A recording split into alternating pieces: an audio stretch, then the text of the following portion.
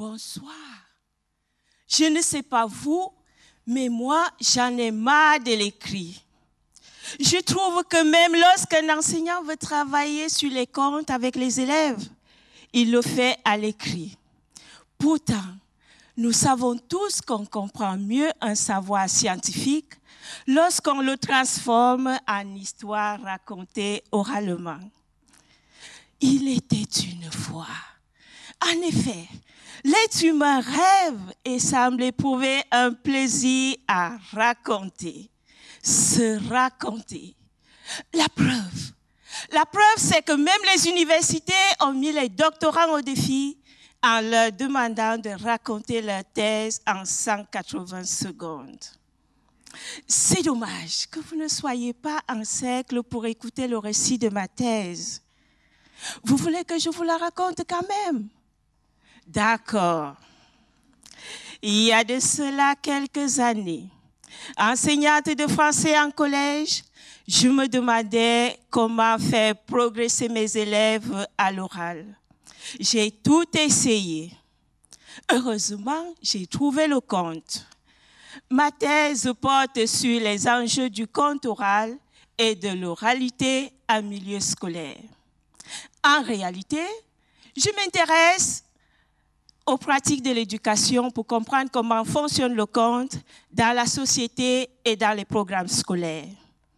Concrètement, je propose une autre manière de voir le compte.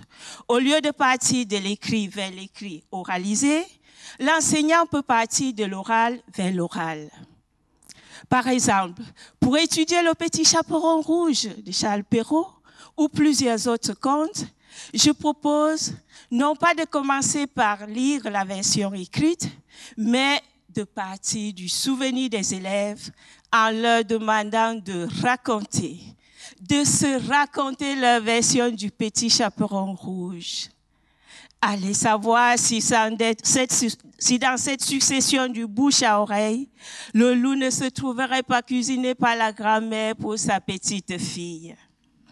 Par cette succession bouche-oreille, les élèves deviendront des petits conteurs et pourront ainsi améliorer leur savoir en langue en tant qu'acteurs sociaux engagés dans un oral spontané. Ma thèse interroge donc chacun de nous, car elle concerne l'apprentissage des langues dans son rapport à la société, à soi-même et aux autres. Et c'est la fin de l'histoire.